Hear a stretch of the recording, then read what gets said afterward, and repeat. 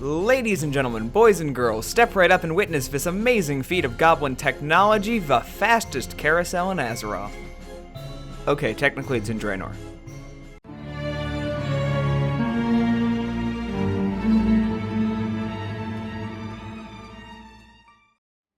Wear padded clothes and make sure your medical insurance is up to date because this week we're jumping off a train. Now this is another incredibly simple exploration. All you have to do is make your way to the gangway connection between the first and second cars, where I'm standing here, double jump and use Vengeful Retreat and you'll flip on top of a door that you just came through. Now while standing on top of a door, your camera's going to be trapped inside your body, so you won't be able to see which way you're facing. Use your arrow keys to do a quick 360-degree rotation to ensure that your camera is aligned the same as your character. This way, you can make sure that you're facing the side of a train, which is important for the next step. And while I've been talking, Vengeful Retreat's just come off cooldown, so double jump and use it again. Congratulations, you've now escaped the Grimrail Depot. Now you might be wondering why the train hasn't sped away now that we've jumped off of it. So to better explain what's going on, I'm going to run back a bit and get us a wider view of the train. The way Grimrail Depot is set up, the train never actually moves. Instead, a repeating section of maps are pulled backwards along the train in order to create the appearance of forward movement. To help visualize what I'm talking about, I'm going to highlight the respective areas. Here's the stationary invisible plane that the train is sitting on. Here's the stationary train itself. And here's the sections of map moving backwards underneath the invisible floor. If you still can't see what I'm talking about, don't worry, this is a very well constructed optical illusion when viewed from its intended angle. But if we run through the moving sections of map, we get a much better view at what's really going on.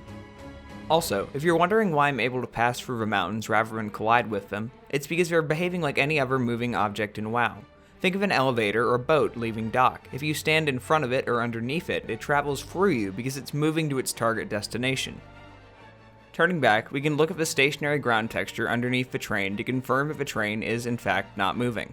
This ground texture also obscures that the indoor section of a dungeon where you fight the first boss is actually located directly underneath the train. I'm now going to show you how to move your character from the train section of the map to the moving section of the map. Much like with the dungeon elevator or the ship in Stormwind Harbor, there's normally a point somewhere on the object where if your character comes in contact with it, they're considered to have transferred locations. The easiest section on this map to hook onto is a set of metal spikes that can be found outside of every cave entrance. Line yourself up with the spikes and jump once when you're about 10 feet away from them. Like this. Now that we've landed on the spikes, we can see the Grimrail appear to move forward without us. What we're actually seeing is us now moving backwards away from the Grimrail. You can also see what appears to be a second section of map sliding towards the train. This is also an illusion. In reality, our section of map and this other section of map are both still moving backwards, but because our section of map is moving backwards more quickly, it looks like the other one is moving forward. In fact, nothing in Grimrail Depot ever moves forward. Once one of these sections of map gets to the end of a rotation, it'll automatically teleport back to the start. In a second, the other section of map that we're currently stacked on top of is going to teleport back to the start of the lineup. Our section of map is now at the back end of the lineup and has not yet been teleported back to the front, allowing us to see how these sections of map are designed to interlock with one another. You're unable to move right now, but if you jump, you'll hover in midair until the train comes back, at which point you'll drop through the bottom of the map. In a moment, we're about to be teleported back to the front of a dungeon. From here, the various individual sections of map are stacked on top of one another and slid backwards towards the train in a random order. This creates the illusion of a constantly changing landscape from the perspective of a train. The edges of each section of map are designed to seamlessly overlap with one another, so that no matter what order the maps get sent by in, they always appear to form one continuous map of Gorgrond. I really do keep saying map this episode, don't I?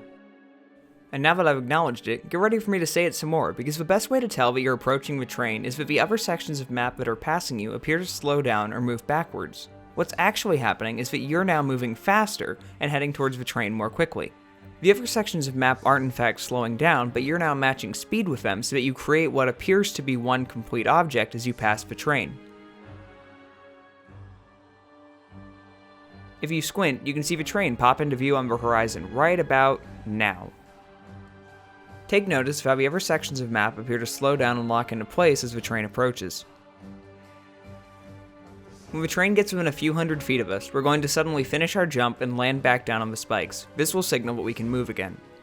Once free to move, if you jump off the spikes before the train passes by, you'll fall underneath the invisible floor. If you jump after the train has passed by, you'll have a few seconds to explore the section of map before being unable to move again. While falling, we catch a brief glimpse of the area where you fight the first boss, but there's no way to reach it from here.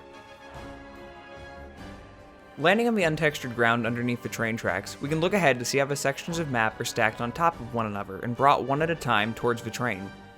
If you watch carefully, you can even see as sections of map teleport back to the front of the line. Watching them move overhead, you can see how the speeds become more uniform as they approach the center of the dungeon. Looking behind us, we can see the Grimrail hovering in midair and unmoving as the mountains rush by in one of the most elaborate optical illusions in Warcraft history. So whether you're an avid explorer, or you just forgot your ticket, the Grimrail Depot is definitely well worth a visit. And as always, thanks for watching.